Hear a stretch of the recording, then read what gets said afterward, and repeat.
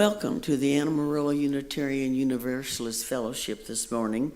My name is Claudia Stravato, and I'm the worship associate this morning and part of the team that's working to bring this service to you wherever you are.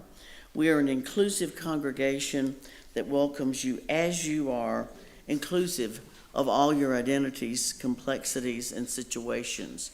We welcome your whole self, even if it isn't fully assembled, because we recognize that we are all a work in progress and that we are all in this together. This service is being posted on our YouTube channel and our Facebook page so that folks can watch it again later. Feel free to share it with your friends. Now, a minute for even more greeting each other with a wave or a handshake. So please chat with one another for 3 or 4 minutes, and then we'll start the service.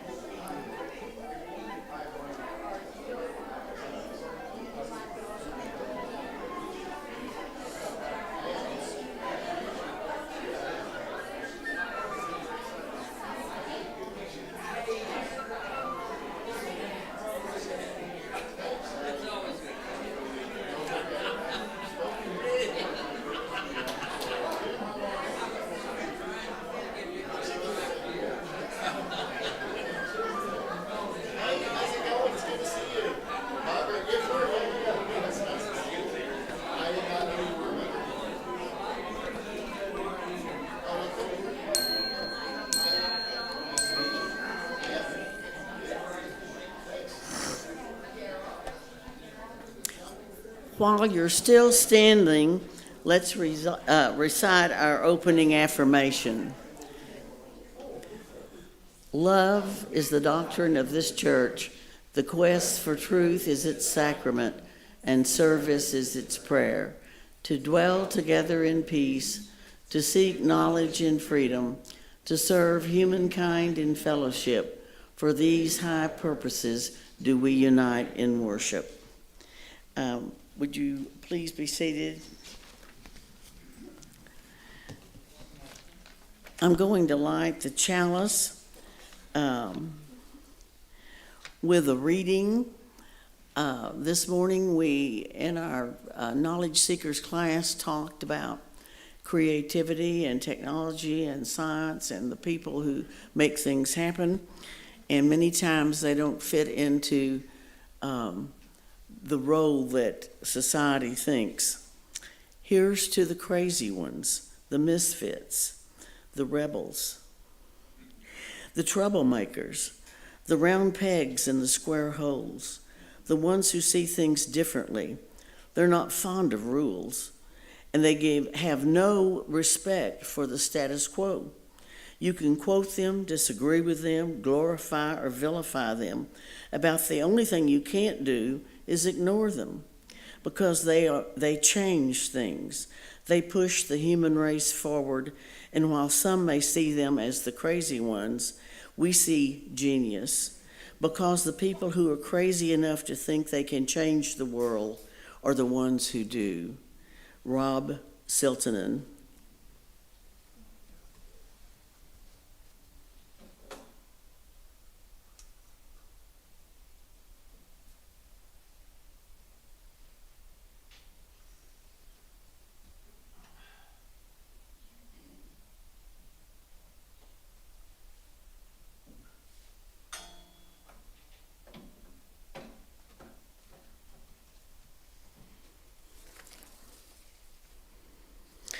And now we're going to have a music selection.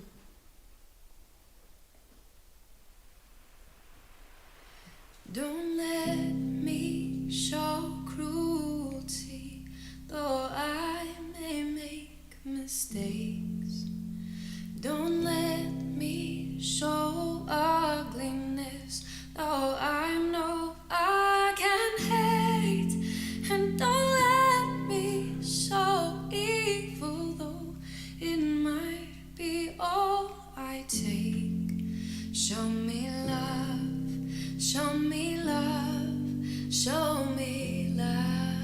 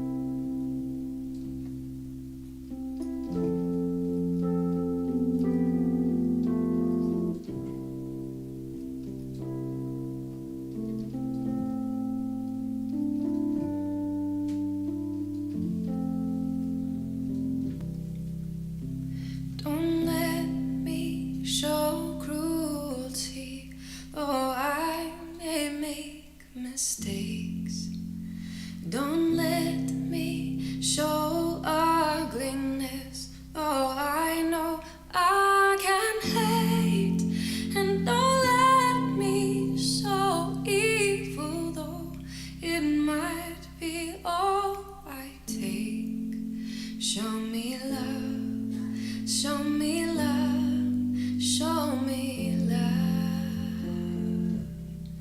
Show me love, show me love, show me love.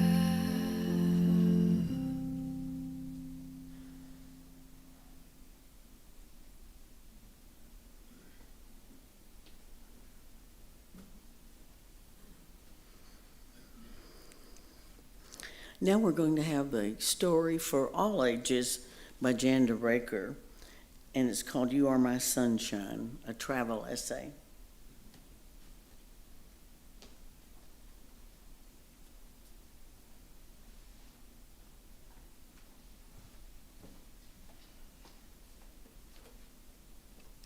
Good morning.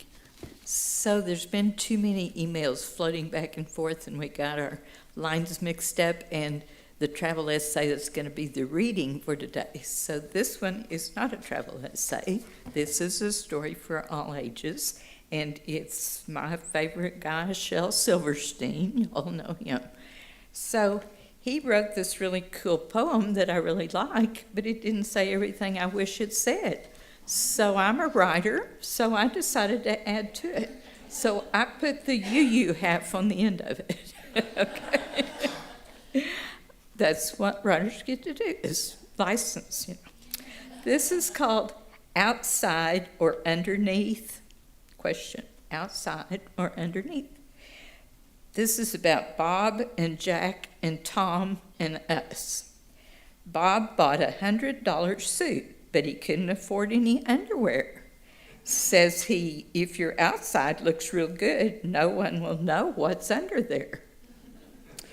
Jack bought some $100 shorts, but wore a suit with rips and tears. Says he, it won't matter what people see as long as I know what's under there. Tom bought a flute and a box of crayons, some bread and cheese and a golden pear. And as for his suit or his underwear, he doesn't think about them much or care. And then I thought about us, you and me. What would we do with our $100? We could buy lunch for our new best friend and donate to pets with no collars. Or we could buy books for kids without and give money to help friends at Paso. Or pay for repairs at Wildcat Bluff and provide training for folks at Advo. Do outside or underneath matter? We could seek projects that would be fair, solving problems around the world, and encouraging others to share.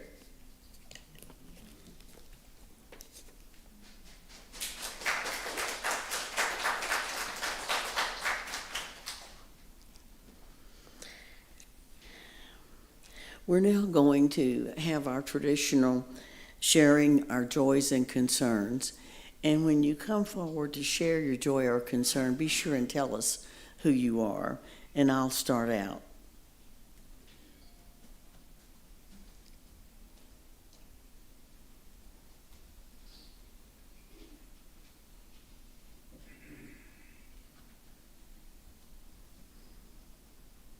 I'm Claudia, and I want to thank this congregation for your many thoughtful cards and expressions of condolence on the death of my husband, and many of you attended the service, which gave me great support. It was no less than what I expected.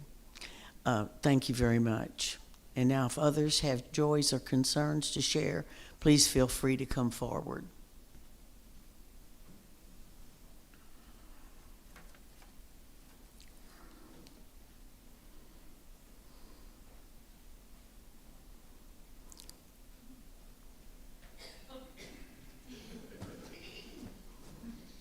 Hey everybody. The first is a concern. Our own Jerry Hodges is in the hospital with pneumonia right now. Who? And so let's... Who? Jerry Hodges. Oh. So, mother of Holly and Heather Hodges. Thank you. And so let's hope for a speedy recovery. The second is a bit of a joy. I spent the last week in Nashville, and I spoke to a lot of really cool people from all walks of life who are all just trying to make it in this universe that doesn't seem to care whether we exist at all. But one really interesting person I had the opportunity to speak with was Alison Levine, who led the first women's expedition to the top of Everest. And she shared her story. The first attempt, they made it to the south summit, but not all the way to the top. And it was soul-crushing and heartbreaking, but it was still a major accomplishment. And she had a lot of funny stories to tell about people who, why didn't you just push that extra couple of 100 feet? And well, you're slowly dying at that elevation. But anyway, she did finally make it to the top, and she shared a picture of herself on the summit, flashing a peace sign and smiling. And she said it was an incredibly fake smile. She had just gotten done throwing up all over herself. And it felt like her brain was literally boiling inside her head. And she was just miserable. But people asked her, how did that feel? How did that feel, getting to the top of that mountain? And she said, it didn't feel like anything. She said, I climbed a rock, and I didn't really accomplish anything. It wasn't life-changing. It didn't make a difference.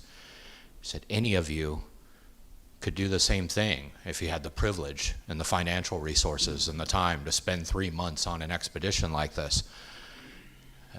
A lot of you probably could have done it. This wasn't special at all. Getting to the top of that big rock was just something to pass the time. And in the end, it didn't even compare to every little opportunity we have each day to be kind to someone. That makes a huge difference. And it took almost dying on top of Everest to figure that out. And I think we should all just think about that.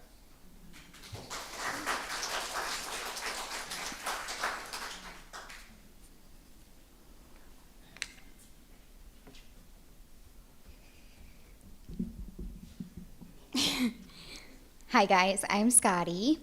I wanted to share a couple of joys. One, my friends messaged me this week and were like, we're coming to you. And I was like, oh, and they're like, do you want to come? And I was like, I'll be there. So that's exciting. You can say hi to them. They're quite lovely. The other joy that I have is I had mentioned a few weeks ago about my parents filing for guardianship of my younger sister. And I was not on board with that idea, and it was a little bit, it was very tragic to me. Guardianship is a termination of rights for somebody, and that seemed really overbearing and overreaching. And so my sister and I and my aunt all got together, and we started collaborating. We started thinking, we're like, what can we do? Do we need to hire a lawyer? Are we going to sue? Like, what? Do we have to do that? It was very complicated and very stressful, and I felt super overwhelmed. And this week, my sister was talking to the lawyer that was hired to represent my sister. When you enter into a contract of guardianship, you, the person who's looking to be guardianed, gets a government-appointed lawyer. And that lawyer was everything we needed. She was absolutely incredible and was like, yeah, I don't think this is a good option. And she called this week and said, right now, that is permanently on hold, and no guardianship will be pursued. And that to me was so exciting, just to know that, my sister will be able to be independent and, live a life that she gets to design and isn't designed by, somebody else who has different values than her. So that was a really big joy for me. Thanks for letting me share. Okay.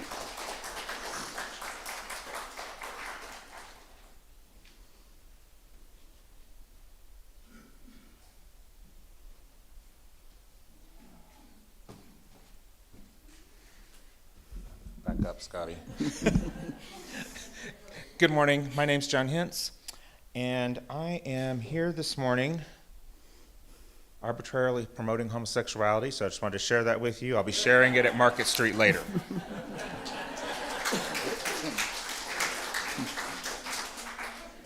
Thank you, John.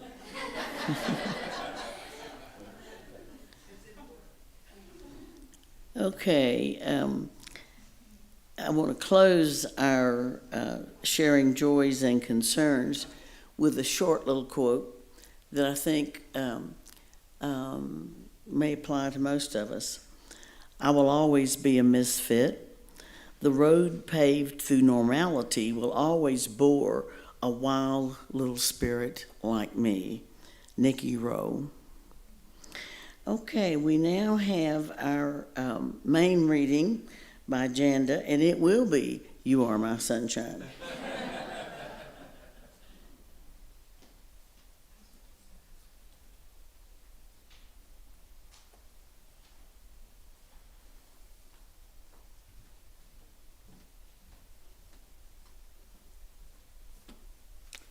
So y'all who know me well know we love to travel. That's our big thing.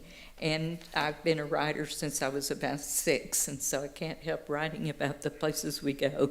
And I have some stuff posted online, but a few years ago, I got some travel essays published in Emerald Style, one of the magazines that's available at the supermarket counters and such. And it was fun experience to share. However, the guy was reneging on his deal and wasn't planning to pay what he said he would. So we broke that conversation, and I did get my money. Anyway, so something was said here a few weeks ago that triggered this in my mind, and I don't remember what it was, but y'all probably have that too, where things just pop out and go away and come back. And so I thought of this and thought I would share it with you because it seems appropriate for this group. You are my sunshine. Picture 1,000 Americans having to wait more than an hour for their overdue transportation. Crabby, ballistic. Now consider as many Kiwis, the diverse populace of New Zealand, not the little endangered flightless birds, having that same experience. Fun. At the harbor at Picton on the South Island, Lyle and I waited for the arrival of the ferry to take us to the North Island. The economy of the small country had been depressed for several years, and therefore few people could afford to fly from one area to the other. How could they travel? Unlike driving from Texas to New Mexico, trips between islands required taking boats. Other than a few tourists, the prospective passengers were primarily residents of one of the country's 2 main landmasses. As we milled about in the cavernous ferry terminal among them, we noticed many of the women wore tailored denim skirts and yellow T-shirts, all with the same logo.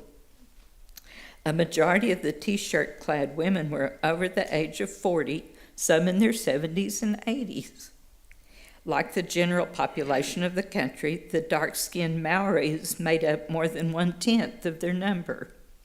Maoris traditionally resist wearing shoes, and because of their influence, bare feet are accepted in most facets of society in New Zealand, for Maoris and those of European descent as well.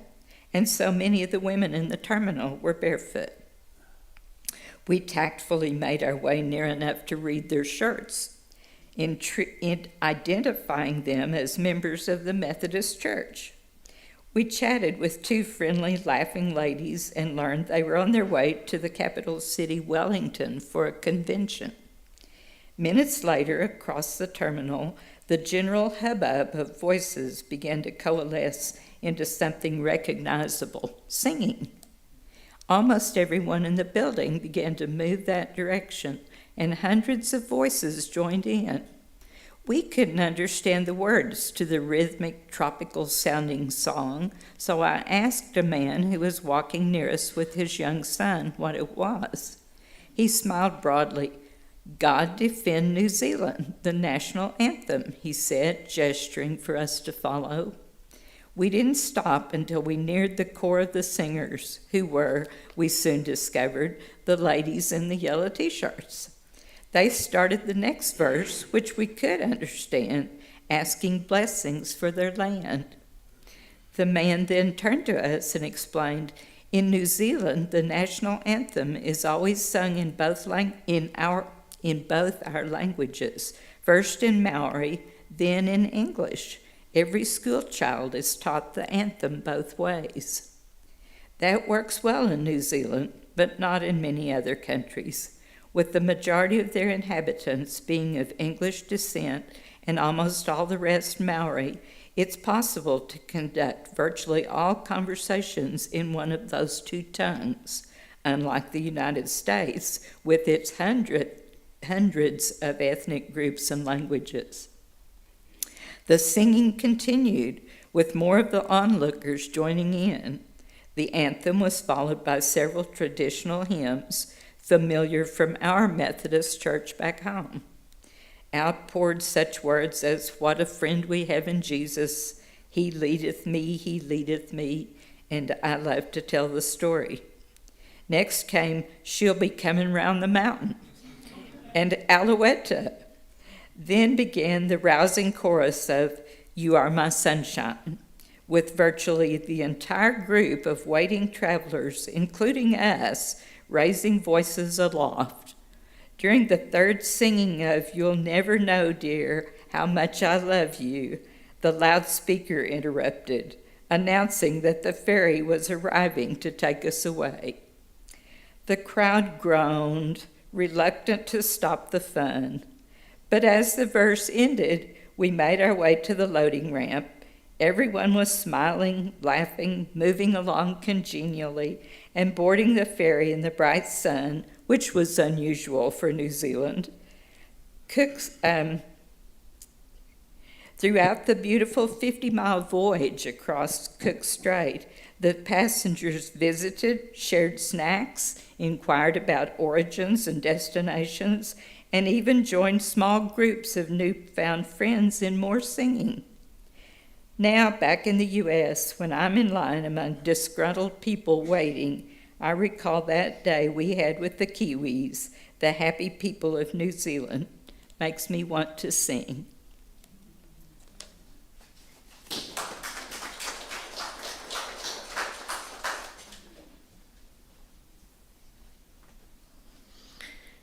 We're now going to have a moment of centering prayer, if you like, in silence.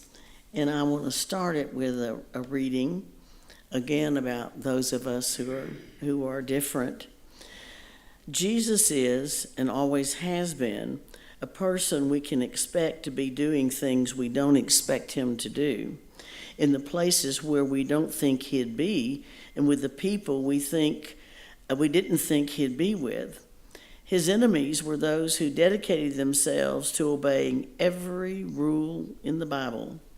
His best friends were sex workers, social misfits, and everyone else the religious leaders had declared were out.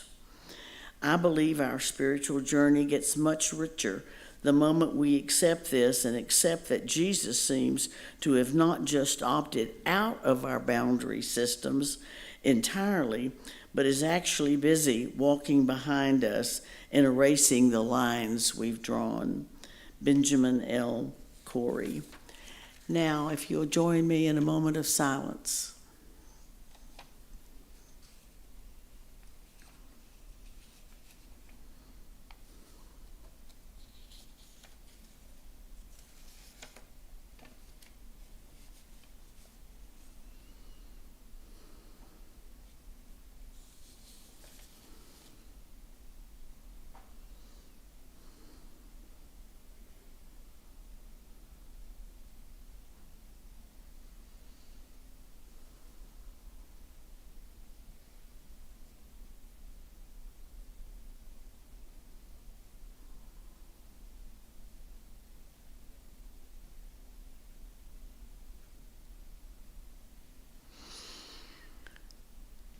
At this time, I want to introduce our speaker, even though I wasn't given a bio. I happen to know a little bit about him. Dr. Timothy Bowman is head of the history department at West Texas A&M University, and he's recently written a book that I don't have the title of. You will never be one of us. Yes, You Will Never Be One of Us. And that's where I took my readings from this morning, that concept of being outside the norm. I know that he drives a black car. One time, one of my friends in the barrio said this nice professor came to speak at one of their meetings, and that he drove this really pretty black car. I also know that he was the professor who reviewed the dissertation of my stepson, Selden Hale IV, and who thinks very highly of him, even though Selden Hale IV is way outside the boundaries that we draw. Anyway, it's my pleasure to present to you Dr. Timothy Bowman.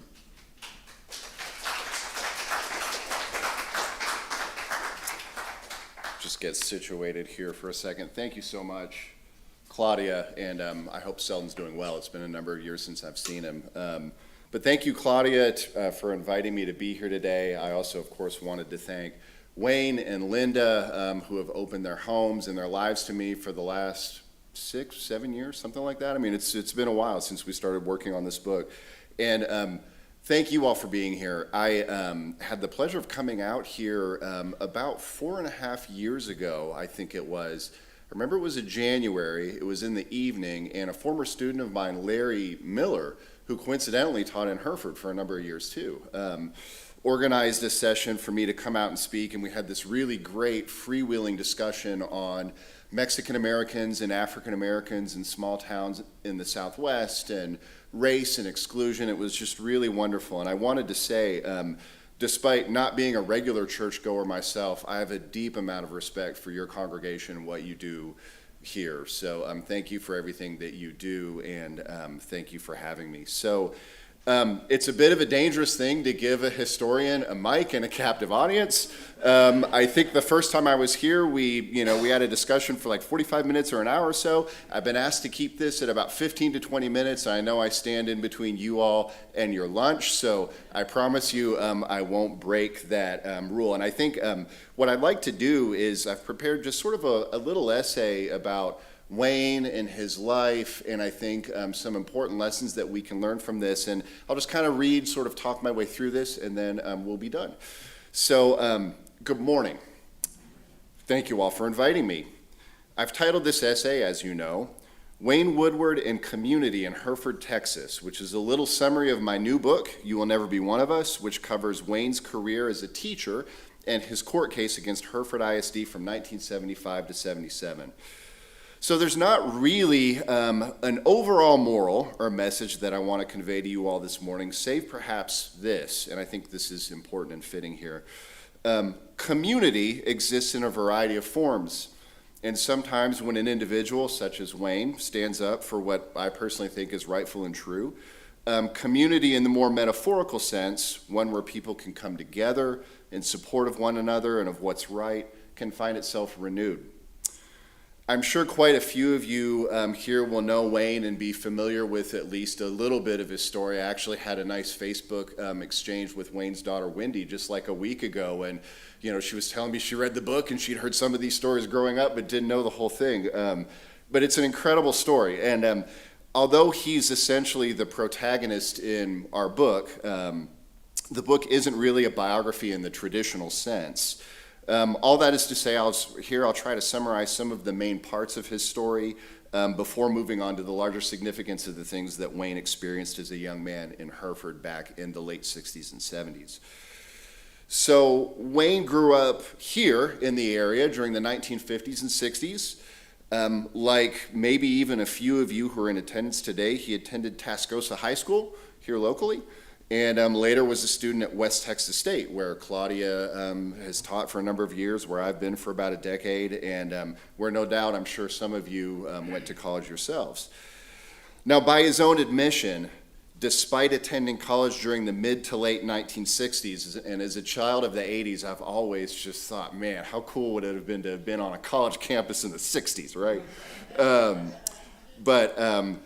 Despite attending college during the mid to late 60s, Wayne wasn't exactly a radical or a hippie, which admittedly you didn't see as much of here in the Texas Panhandle, which, as I was discussing with a couple of people this morning before the service began today.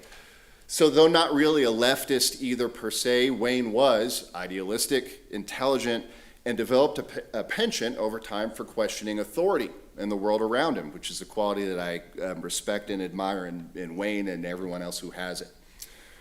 It was these very tendencies that would come to mark him as an outlier in Hereford during the 1970s, despite the fact that Wayne himself was a Texan from right here in the Panhandle. So here's the heart of Wayne's story in brief. After graduating from WT in 1968, Wayne went out and taught history for a year at a school in Death Valley, California. And he didn't really take terribly well to being out in that part of the country, so he hit the job market again after having been there for a year and landed a position teaching English at La Plata Junior High School here in Hereford, which I believe is now just called Hereford Middle School, if I'm not mistaken. A little water, sorry. Allergies have caused my mouth to be a little dry these days. Now imagine this, if you will, though. So this is in 1969. A young guy in his early 20s with hair that hanged a little bit below his ears, rolling into rural little Hereford, Texas, a couple of years after the Summer of Love in 1969, not long after Woodstock happened, I would think, with California license plates. So Wayne was a Texan, of course, but to a lot of people in Hereford at the time, he probably didn't look much like one. Now, as Wayne would tell the story, he didn't have any big problems during his first few years as a teacher in Hereford. Perhaps at least somewhat to the school administration's credit. It was undeniably true that Wayne was a very good teacher. As his teaching evaluations, which I've seen, and other documentation demonstrates, notes that students wrote to him in his yearbooks that Wayne lent me a couple years ago, which were just fabulous. They loved him, they respected him, and what's probably most important, I think, in an educational setting, they felt free to speak their minds in his classes, which is something that is of the utmost importance. Wayne also had a particular affinity for his Mexican and Mexican-American students who lived in Hereford's San Jose labor camp. Now, if any of you are familiar with the city's history, the labor camp was basically a slum that housed migrant workers and their families who came to Hereford primarily to pick crops on local farms. Wayne has told me on multiple occasions that the students and their families from the migrant labor camp were among the nicest, most dedicated, and hardworking, family-oriented people that he had ever known. And as someone who also teaches here and has had students from that same background in Hereford, I wholeheartedly agree. It can't really be proven, of course, but I think that his early sympathies for migrant workers and their families may have marked Wayne as a little different in the eyes of the rest of the non-Mexican population of Hereford, and more on that in a few minutes. That's an important point, I think. Now, Wayne had the occasional moment in the years between 1969 to 74 that in some small ways foreshadowed some of the problems that he would run into in early 1975, which is really what our book is about. So, for example, Hereford ISD Superintendent Roy Hartman circulated a petition in 1972 for teachers who were against the Equal Rights Amendment to sign. Wayne believed that, of course, Hartman was acting on pressure from some local citizens and allowing these conservative politics to creep into the school. The next year, in 1973, the vice principal at the time, Robert Hughes, called Wayne into his office for a meeting with he and Hartman. The two men confronted him with the rumor that he was an atheist. One of the two men instructed Wayne not to tell the students that he didn't go to church at the time, as that information would allegedly be too shocking for his students to hear. Now, things could get a little bit tense between Wayne and Hughes, who would wind up essentially being his chief kind of antagonist in early 1975. Now, any of you who know Wayne will know that he has a great sense of humor, and his tendency to rib Hughes a little bit definitely got him into some trouble, some good-natured trouble, I would say. So there are two incidents that I think are really funny. So first, after Hughes became principal, he had a tendency to turn on the PA system in Wayne's classroom so he could listen in on what was going on with Wayne and his students. Now, unfortunately for Hughes, Wayne knew he was doing it, of course. Every time he turned the system on, and I can remember this from my own days in public schools in Texas, you'd hear like a little click, and then there was this buzzing sound, so you knew that the thing was in use. So, in order to get back at Hughes, one morning, Wayne silently coached his students after Hughes turned the system on to shout in unison, "Good morning, Mr. Hughes." After which, of course, Hughes was embarrassed and he signed off. Wayne's boss probably wasn't too amused, but I think that that's a great story. One other funny incident comes to mind. So Hughes was about 10 or 12 years older than Wayne. So Wayne was about 30 when things went bad in the mid-70s. So Hughes would have been about my age at the time, in his early 40s.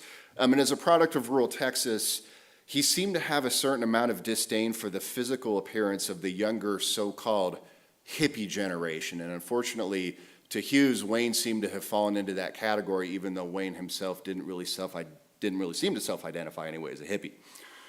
So one day, while sitting at a table in the office, Hughes said, "Now, Mr. Woodward, you need to get out there to the barber and get a haircut," because Wayne's hair, of course, hung below his ears.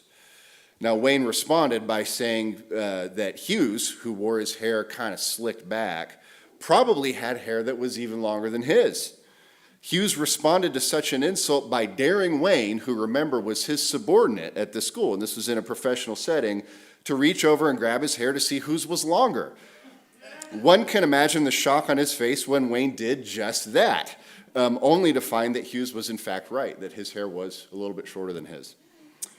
So though these little kinds of incidents, and though they're humorous, I think we would now refer to these as microaggressions, in all honesty. These were wrong things that Hughes and his cohort did. Were met with Wayne by a little bit of sarcasm. These things happened throughout the first 5 years of his employment, but Wayne himself would admit that these issues aside, he was generally well treated and really had few real problems with the administration. It wasn't until January of 1975 when things really took a turn for the worse, when Wayne made a decision, one that would mark him as persona non grata in the eyes of a lot of the people in Hereford. He co-founded in January of that year a local chapter of the ACLU in Hereford, and announced it on the radio, and it was covered in the local newspaper, the Hereford Brand. So things were about to take an unfortunate and drastic turn for the worse. Now, I want to shift here at this point in the story to analyzing what we can learn about people and community from Wayne's experiences in the 1970s. Wayne's actions were motivated, I think he might say, by a sense of wanting to improve or uplift his own community. Because of course, these are noble things to do. In particular, perhaps the living conditions of a lot of his students and their families. And also the migrant labor camp, which I mentioned before, was a difficult place and still continues, or elements of the neighborhood still continue to be. And in doing so, he was essentially run out of town in Hereford. So in brief, here's how the community reacted to Wayne's founding of the Hereford chapter of the ACLU. I don't really have time to get into all the details here, so I'll sort of summarize briefly as best I can, and we'll reference you all to our book for if there's any further interest. So the school administration, and this is all in the spring of 1975, accused Wayne of using non-approved materials in the classroom in the form of passing out ACLU pamphlets during class. This allegation was not true, and the administration would also later fail to prove that there was a policy on the books requiring teachers to get outside reading materials approved in the first place. Administrators pulled at least one student into the office and asked her if Wayne had said anything disparaging about God in class, which of course was also not true. Another teacher, who was an ACLU member, history teacher Bruce Logan, was intimidated to the point that he not only resigned from the ACLU, but he fled Hereford to San Antonio for the 1975 to 76 school year and taught there for the rest of his career. Perhaps more egregious than any of this, though, was a response made by the principal of Hereford High School to one of Wayne's former students. This was a young man named Mike Hull. Hull, who was by then, I believe, a junior or a senior, if I'm not mistaken, Wayne, and a few others got wind of the fact that the administration was threatening to fire Wayne. So what they decided to do was to write a petition in defense of Wayne, promoting the fact that he was an outstanding, ethical, highly effective teacher who had wonderful relationships with his students. When the principal of Hereford High School caught wind of this, he threatened, in no uncertain terms, to remove Hull from several student organizations and to withdraw any support of him on future college application letters, despite the fact that Hull was one of the top students in Hereford High School at the time. At that point, Hull and the other students, of course, got scared and decided it was in their own interest to back down, and they subsequently, unfortunately, dropped their petition. So here were students expressing their First Amendment rights who were shot down. It's just astounding to me.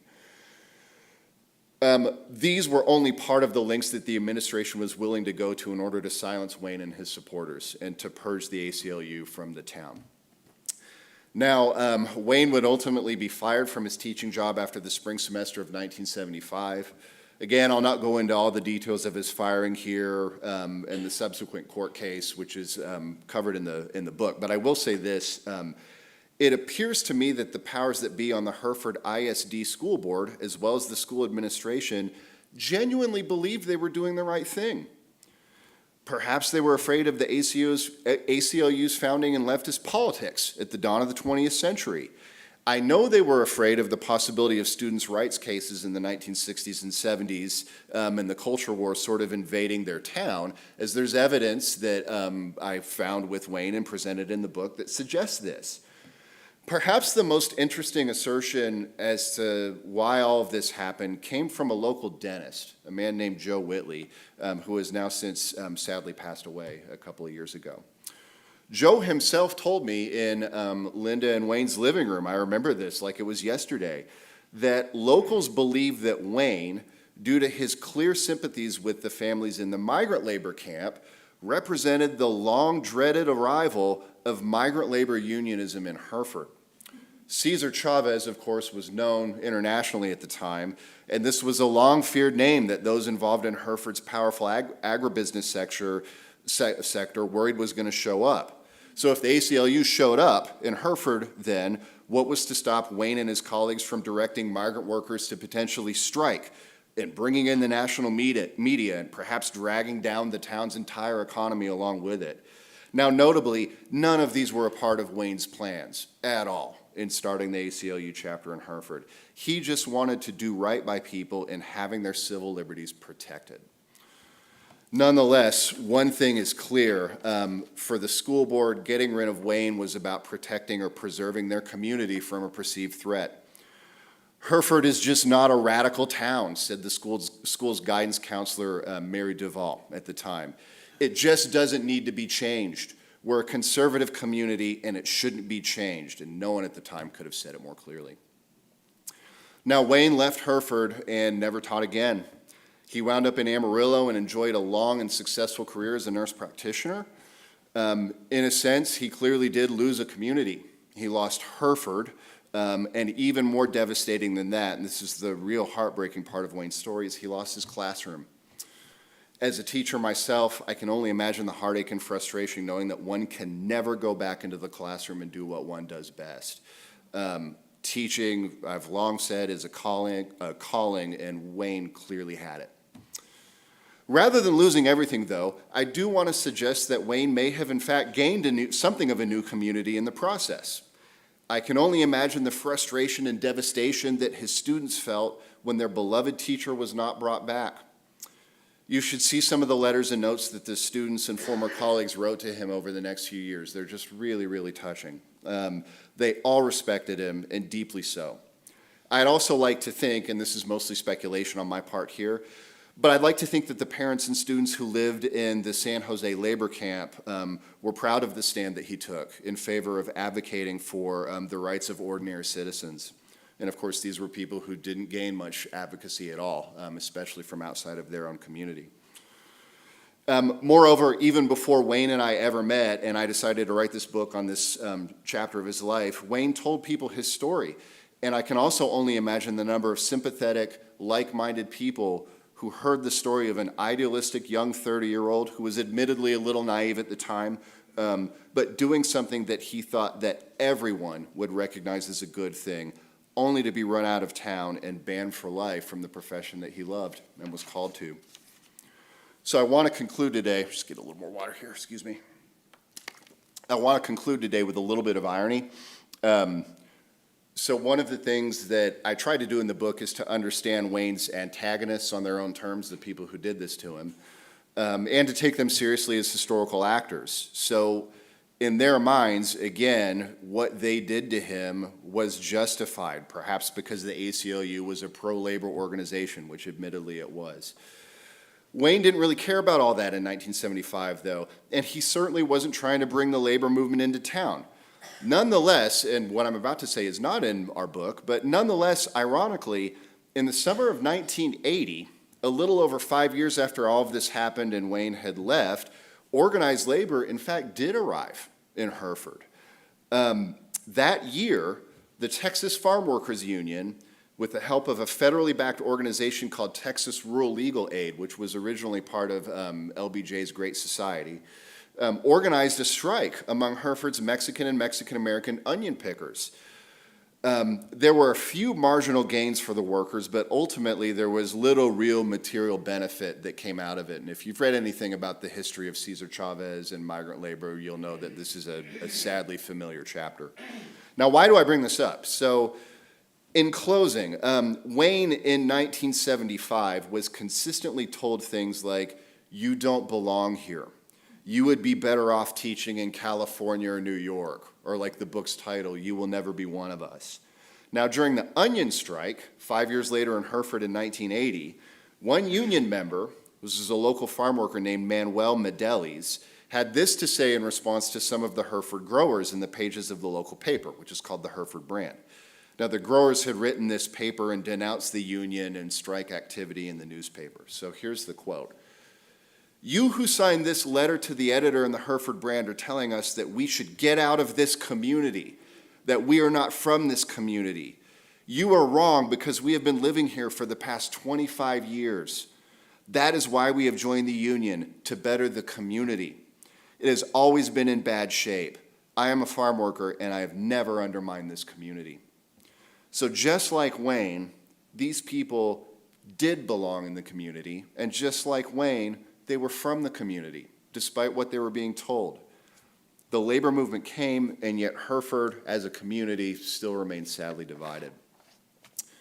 So now, in closing, I promise, I hope that we here in the Panhandle can learn from this chapter in our recent past and move forward knowing that we all belong in the community, no matter our backgrounds, opinions, identities, colors, or creeds. That is ultimately one of the most important positive messages that I think we can take away from Wayne's story. I believe that we can all learn from it. It's deeply relevant today, sadly, for obvious reasons, to our country, I think, given how divided we are as a nation. So thank you very much for your time. I appreciate it.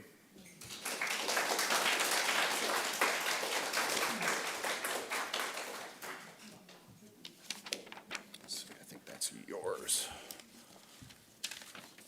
Grab my water, sorry. All right. Thank you very much. I want to add a postscript to that, Tim, that 10 years later,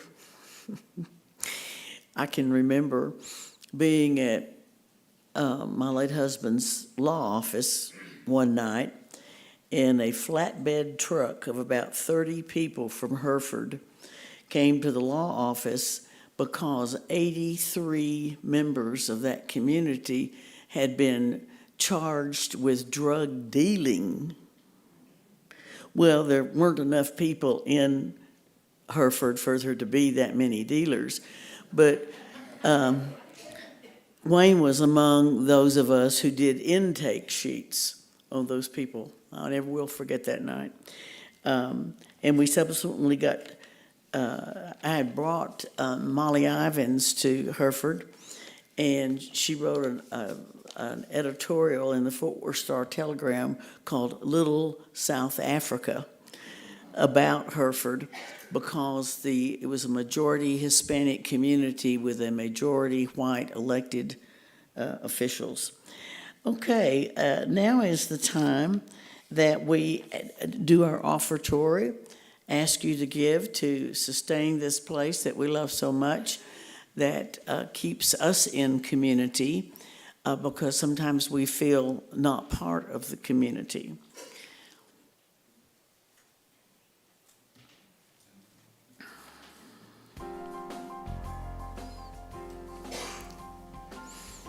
John. Morning has come, arise and greet the day. Dance with joy and sing a song of gladness. The light of hope here shines upon each face. May it bring faith to guide our journey home.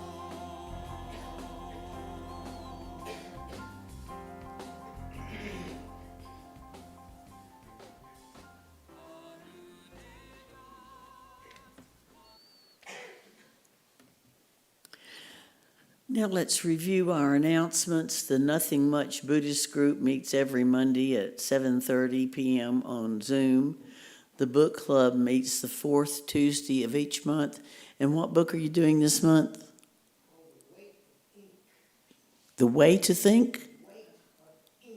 Oh, The Weight of Ink. Yes, I've read about that. The Weight of Ink, I-N-K.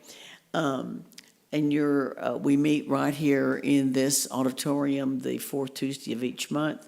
Each Sunday morning, the knowledge seekers meet at 10 a.m. before the service here in Chandler Hall, and we always have stimulating presentations and discussion following. I'm going to extinguish the chalice with this reading. You don't need to fit into any square, round, or triangular holes anymore. You don't need to fit into a pretty package or be the same as everybody else. You just need to accept and love yourself exactly as you are.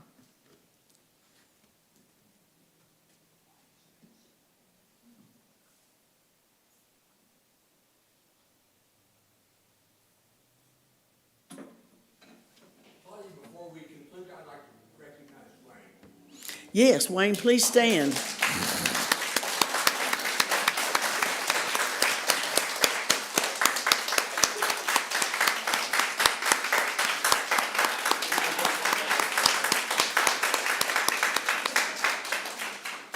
And if you'll remain standing for the closing music.